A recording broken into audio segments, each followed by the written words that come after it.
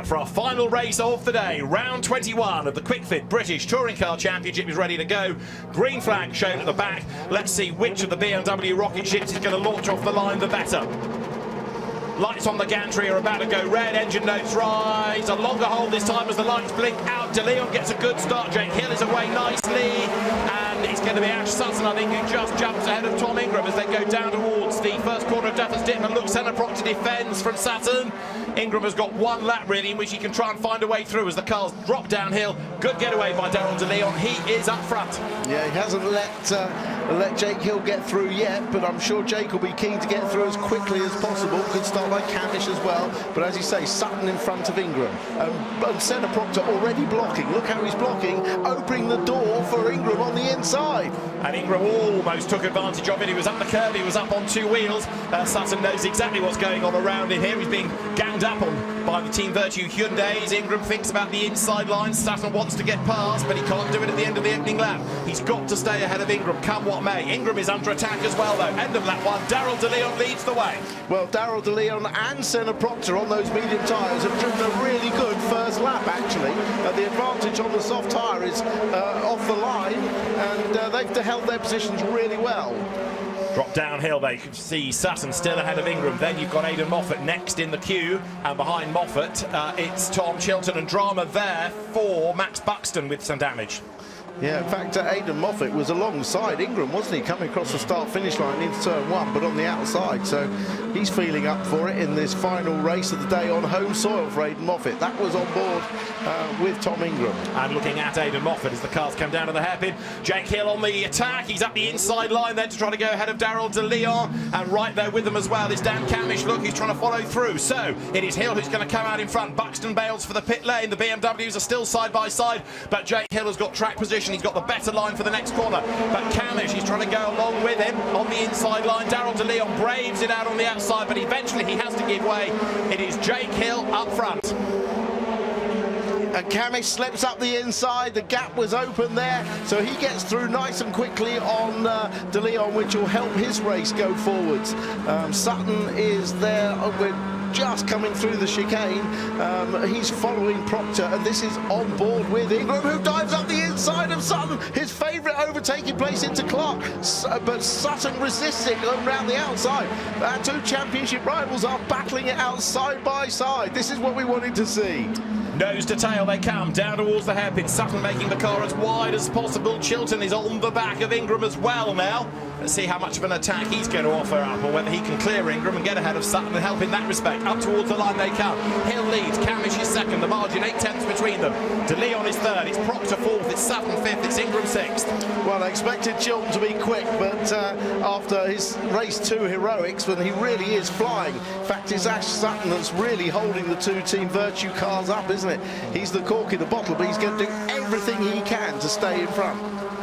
So Jake Hill, 6 times a winner here, leads the way. You're on board now with Ingram. He's almost in the back of Sutton's Ford then, but Ash is resolutely hanging on to the pace. This is lap number 4 of 24. Nose to tail they run. Sutton now is becoming the cork in the bottle to an extent. The leaders are getting away because he's having to go slower to be so defensive. Yeah, and in normal state of affairs, it would be good to have another car behind Ingram, but not if it's his teammate, because he's not going to attack him. Chilton isn't going to do anything silly on Ingram, so that's not going to help Sutton. He's going to be the cork in the bottle for as long as it takes, and there's a long way to go in this race. On board with Ingram, down towards Duffers Dip then, staring at the back of Ash Sutton's car, but leaps over the curb. Up front, Hill, 1.2 seconds to the good now. New fastest lap of the race, so the BMW is edging away up the road. It's Cammish second, Proctor hanging on to third, medium tyre, DeLeon fourth, medium tyre, and then it's Sutton, Ingram, Chilton, Moffat, Rowbottom and Morgan to round out the top 10. Well, everybody's refined their setups to absolute best during the course of the day for race 3, learned from race 1, learned from race 2, on the different tyres with the higher temperatures, and they're all going very well indeed. And I am impressed by the way that Proctor and DeLeon have held on that medium tyre. So Daryl DeLeon there, look at the white BMW, makes his way up the hill. Sutton still fending off Ingram, who's going every which way he can to try to force a little mistake out of Ash Sutton. You've got 2 of the top drivers in the championship, absolutely nose to tail, diving into Duffers Dip. Millimetre perfect over the curb, hard on the brakes, down towards the right of McIntyre's Ingram. Oh, so close to the back of the Ford. Yeah, you're so leaning on that rear tyre as you buck and weave over these crests. And the front-wheel drive car, you're expecting putting a huge amount of trust in that rear tyre, which, let's face it, is just freewheeling along when you lean on it going through turn 1 or out of the chicane. And Tom Chilton on the back of Tom Ingram's car, but there's not much he can do now. He doesn't want to take points away from his teammate, who now goes to the inside, but Sutton's able to box him off. To the outside goes Ingram. Sutton is having to work so hard to hang on to the place, and he's still just about doing it. Back on the power. Drag the car out the other side. He's got 6 laps of boost. Ingram's got 5, and they won't really start using those until late race. No, that crucial boost difference could be what makes a difference in this race. Ingram tries a look on the outside, gets the switch back to the inside down the hill, but everywhere he needs to be, there's a Ford in the way, and Chilton thinking, I'm quicker than you two, but I can't pass because I'll take points off my teammate. Well, the only way that he could be helped is if Moffat can get in between them, isn't it? Or even Rowbottom get through. So Sutton with the queue behind him, building all the time. Coming out of Clark's then, there is Ash Sutton up front. Hill is being caught again by Cammish. Dan's brought the gap down to 9/10 of a second, but it's all eyes on this to see whether championship leader Ingram can finally dive past the world's widest Ford. Ash Sutton hangs on to position as they come out of the hairpin. 1 lap extra boost has Sutton. When will they use it? That could be so crucial. Over the timing line, there's your leader, Jake Hill. Second, it's Cammish. Then third and fourth, the 2 cars on the medium tyre at the pointy end of the grid. In other words, you've got Proctor ahead of Daryl DeLeon. Now, what about Senna Proctor in 3rd place? Because, again, really, he could do with dropping back to allow Ingram 1 further place up before the end. Yeah, that's true, but I'm not sure he's going to do that with DeLeon between them. Have to wait and see what pans out in the remaining laps. We've got 17 laps still to go, and there's a whole line of drivers being given the driving standards flag, and it's largely out of the leading battle. Yeah, not surprising. Once you get to this part of the day, you tend to forget about track limits and just go racing, don't you? Well, Ingram is still on the back of Sutton. He goes to the outside because it's the only way to go, really, into the hairpin. He wants the tighter line off the corner, but Sutton virtually stops the car on the apex, so there's no opportunity for Ting to do it there. Chilton is still there behind, protecting Ingram. Nobody else is going to get up with them and threaten as they come across the timing line, and Sutton, with no help from any teammates around him, is still there. Cammish, of course, is in 2nd place, a long way up the road. Yeah, and it's not like Sutton's pace is really slow. I mean, he's only 1.3 seconds behind DeLeon, even though DeLeon is on the medium tyre. His pace isn't slow. It's just the others are that little bit quicker. Hill serenely out in front, then Cammish, Proctor, DeLeon, and then this battle. So he's not far behind the leaders. It's not like he's going terribly slow. Oh my goodness, a lot of black and white warning flags coming up now, including Tom Ingram. Yeah, just look the other way. When it's a penalty, we'll really fret. Sutton turns into the hairpin. Ingram's still there behind him. Up front, the gap was down, but it's up to 2.1 seconds. So Hill using maybe a little bit of boost to pull away from Cammish. 2.5 seconds is that margin. Proctor 3rd, DeLeon 4th. Sutton, Ingram, Chilton, Moffat, Rowbottom, Morgan. That's the top 10. And there, look, almost 3 abreast in the background. Morgan was on the attack against Rowbottom and Moffat all in 1 hit. Yeah, well, Cammish now has the fastest lap in position 2, but I suspect that's just because Hill hasn't used the boost yet. Replay of Gordon Shedden coming through the hairpin. It was all getting Larry ahead of him, including Dan Rowbottom, trying to find a way successfully, as it turned out, past Adam Morgan. Shedden currently is in 11th place. There is Sutton fending off Ingram. Chilton's dropped back a little bit, getting a bit of cool air through the front of the car, perhaps. But Ash Sutton is, for the moment at any rate, hanging on a position ahead of Ingram. Brake for the hairpin. Tom almost fainted to the inside that time, but to no avail. And Morgan's about to get roughed up here, because to the inside is Aidan Moffat. And you can look at the damage on the back of the BMW. Yeah, I suspect that bumper might come a bit looser, and we know that flapping bodywork it tends to get the black and orange flag for dangerous bodywork hanging off. So, nice little move there. That could have removed it. It has, I think. It is in the background. It's beautifully peeled it. Aidan Moffat owes Adam Morgan a beer. He's taken the place from him, and Adam's also kept him in the race by removing the rear bodywork. Exactly. I hope that bodywork is somewhere safe. We don't want a safety car for debris, do we? Oh, perish the thought. So, hard-charging Aidan Moffat, going really well on home soil. He qualified better this weekend than he has previously this season. We've had Max Buxton, of course, in the pits. He's just rejoining, incidentally, after a stop to sort out the dramas. Down to the hairpin they come. And an effort made there. Look at the inside. That is Ingram on Sutton. getting a bit more fractious now because Tom knows that we're counting down to half distance and then towards the end of the race. So he's running out of laps in which to try. And as far as their boost allocation is concerned, Sutton still has 6 laps and Ingram 5, so they haven't used that boost yet. They come now through that right-hander of McIntyre's. This is Ingram's view, Sutton ahead. Yeah, Sutton must have been wishing that maybe Rowbottom could get past Chilton, and then that would make life very difficult indeed for Ingram, wouldn't it? Oh, and Max Buxton's had to pull off, so fortunately he's in a safe place, so there won't be any need for a safety car, just a temporary yellow flag, and we carry on with the racing as they come down to the Taylor's hairpin. They're indeed hard on the brakes then now, coming into the corner. Sutton, of course, not only is defending from Ingram, but now he's much closer to DeLeon, who is much closer to Proctor. So now over halfway, this looks like where the medium tyre is starting to wilt a little. It does look a little bit like that because both the cars in front are on the medium. This actually this could help or it could hinder Sutton, couldn't it? Because if he's got to get past, but he could put a car between him and Ingram, which would be good, but he could be delayed and give Ingram an opportunity to pounce. Yeah, getting past DeLeon is less risky, but trying to find a way past Proctor, who is Ingram's teammate, could be quite interesting. Yes, a very salient point, David.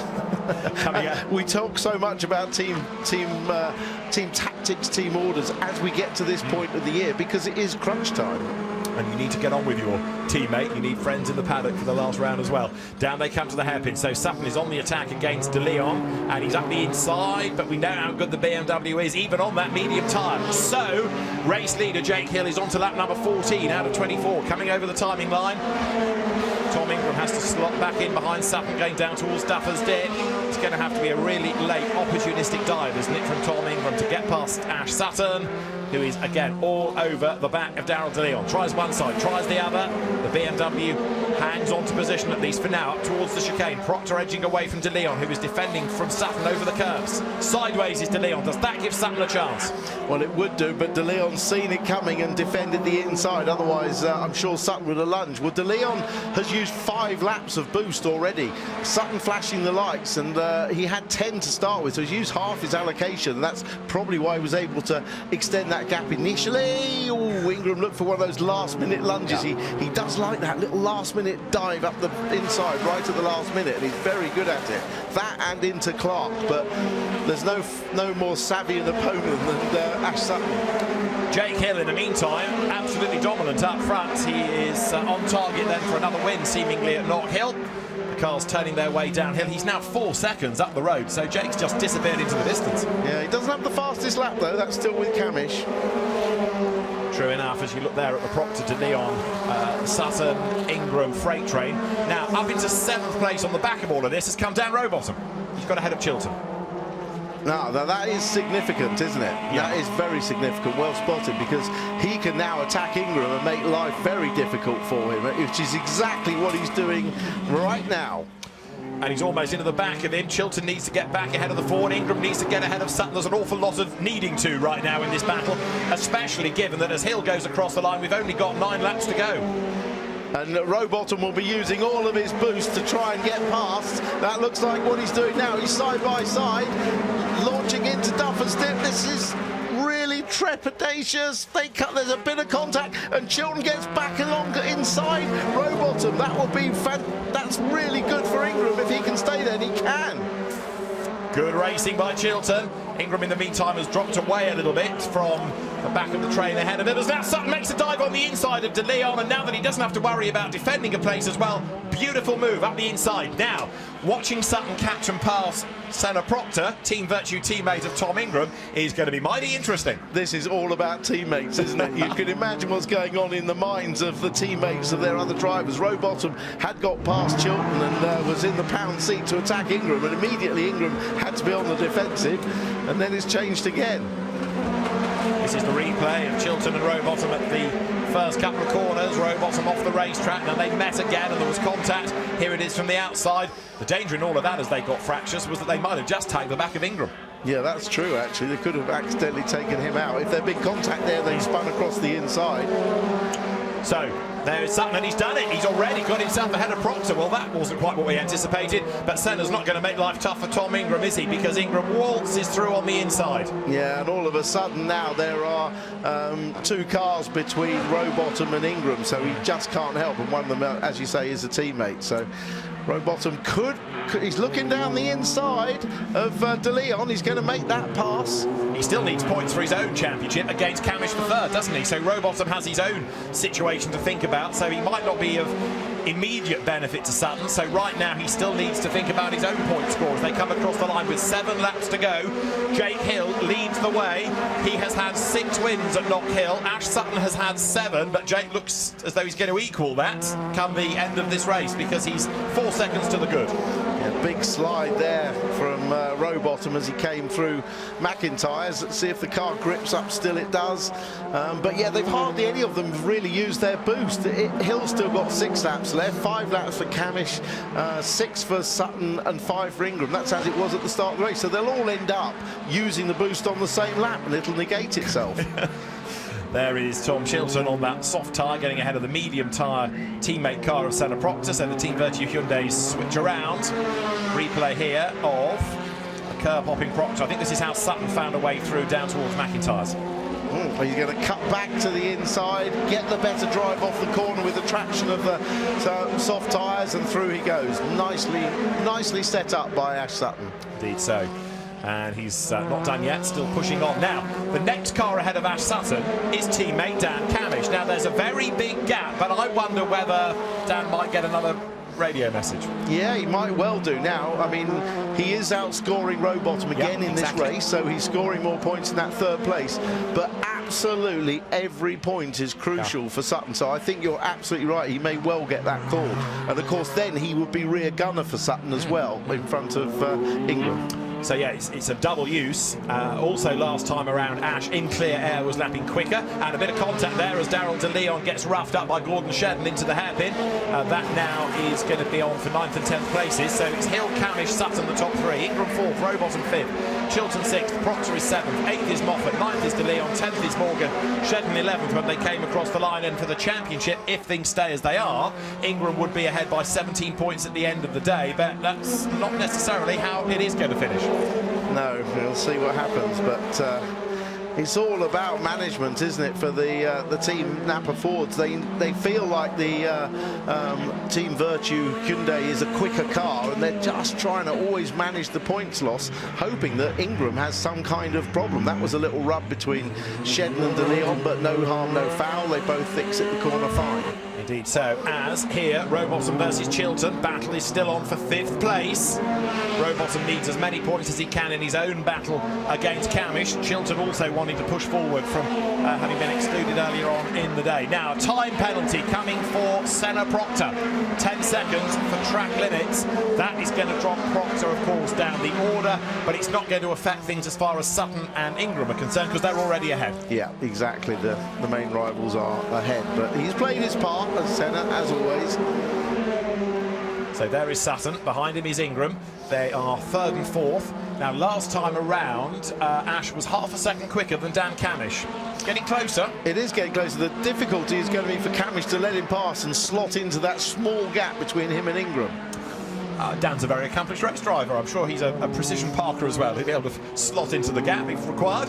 This is Chilton back ahead of Rowbottom then. So the fight for 5th continues. Both of these drivers have had to start a race from flat last over the course of the day, and they've both got themselves towards the front of the race 3 grid. The lead gap, 3.7 seconds that time around. Cammish 3/10 slower than Sutton. Rowbottom to the inside of Chilton, but no way through that. That was last of the late breakers. They were both absolutely on tippy toes breaking into Duffers. Chilton leaving a bit of room through Butchers in case he chopped the nose off Rowbottom. Good savvy aware driving from both of them. So coming up towards Clark's then. Together they run out of that right-hander, and it's still, as you can see, Chilton just ahead of Rowbottom. Behind, next on the road is Proctor ahead of Moffat, then Morgan, then Shedden to round out the top 10. That's all going to change with the Proctor penalty applied post-race. So Jake Hill is about to go across the line as he does so. 2 laps to go, that's all. And that's the Moffat battle with Morgan, and Shedden's in the mix as well. Yeah, Gordon having a good final race, getting stuck into some of the quick cars. And never gives up, does Gordon? No, exactly. And Norda's Adam Morgan, look, diving up the inside, and he's through. He's back ahead of Moffat. Two former teammates, of course, going back to their Mercedes days, nose to tail. Shedden is right there as well, and you've got Charles Rainford in the mix too. Now the gap between Cammish and Sutton is down to 1.8 seconds. Sutton to Ingram is 1 second. There they are. But look at Cammish, he's going slower and slower, isn't he? There's no doubt about this. They're going to do the switch, surely, because Sutton is bearing down on him all the time. And he's got another lap to go at the end of this. Well, I'd have thought now's the time. I think that Sutton has used his boost to get his extra lap of boost to get a gap over Ingram. So now would be a good time to swap places. Over the line goes Cammish. It's all still frantic down to the hairpin. Shedden's in the middle of the BMWs. Moffat and Rainford around him. The gap between Cammish and Sutton is down to 1.6. Sutton's pulling away from Ingram to the tune of 1.4. So over the line they go. But it's Jake Hill then leading on this last lap. And every car has boost available on this last lap, apart from Aidan Moffat and Mikey Noble. So they're all on maximum speed.